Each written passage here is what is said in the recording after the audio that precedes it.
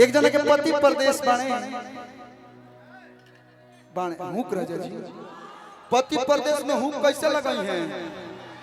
रुक चलो 2 मिनट, एगो अपना मन से गावे तो लोग कबे से गावते नहीं बनी। एक गीत इसके बाद वो साथी रे गा देंगे भाई। चोलिया के हुक राजा जी वाह। तनी शिल्पी जी उनको हाय कर दीजिए मेरे चाचा को थोड़ा सा। नमस्ते नमस्ते क्या कर बड़ो हाय करो। हां वो हाय करता रहे। हां अब देखो तो जी जी हम 10 सलौरी। अरे गरम करहिया में के करो छनावटा ठेकवालुए गोरिया। आज केकर भाग जगौलू हो बताओ। आज केकर झंडा गड़ाई। अरे की गरम करहिया में के करो छनावटा। अरे सोटो मुलुए गोरिया कागो भैया। अरे की कहो हमें ओढ़नी बिछावल की दगिया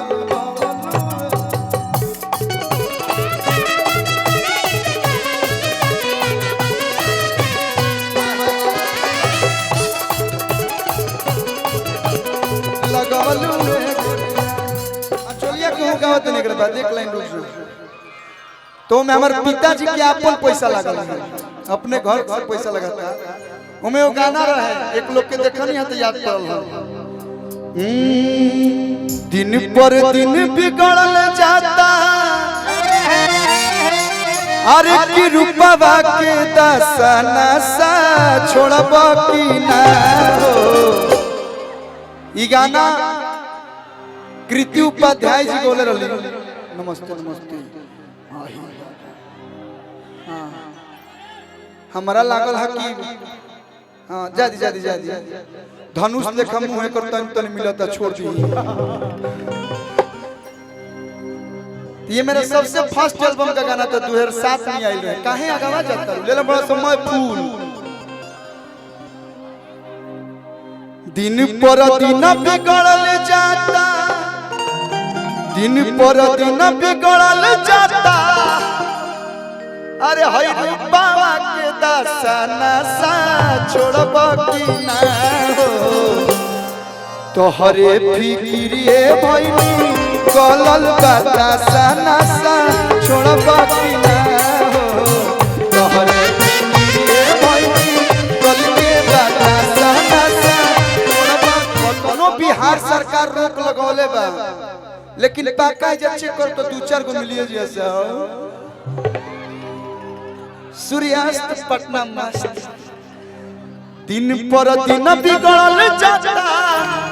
अतन हेने मीठे मीठे कमर मारे के बाद हमको ज्यादा ना गाने आता है ना ज्यादा डांस करने आता है। उतना भर गाते हैं कि आप लोग खुश रहिए।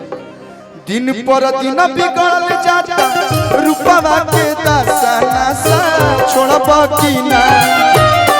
दिन पर दिन बिगड़ल जाता। रूपवा के दसना सा छोड़ब की ना।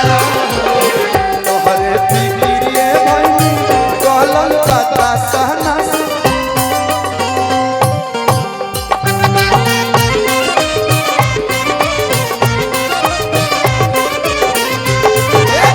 तोहरे फिकिरिए भइनी गलल बा दसना सा।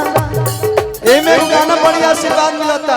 एगो गाना के डोले दे लहे लहे कमरिया।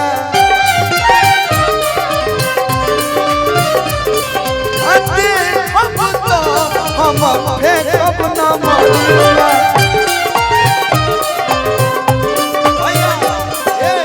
तोहरे फिकिरिए भइनी गलल बा दसना सा।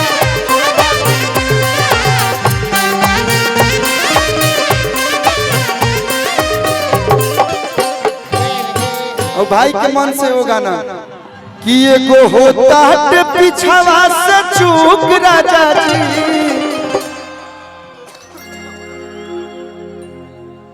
हरी केसिया भी झाड़ लेनी पहन लेनी साड़ी।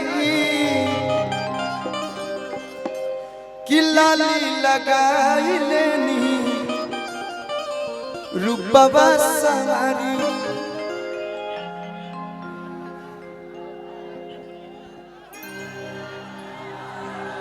एगो होता है पिछावा से चूक राजा जी। लेकिन जब गाना हो तो सब हमारे साथ झूमिया ताली बजाई भैया। भैया आने से झुम्बा लगू हो तो लगाई दी ताली बजा के तो लगाई दी चोलिया के हूँ राजा जी। लगाई दी चोलिया के हूँ राजा जी।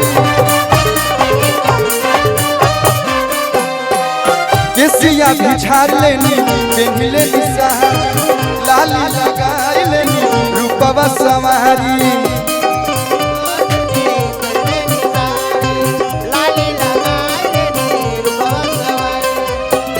एगो होता है पिछवा से चूक राजा जी।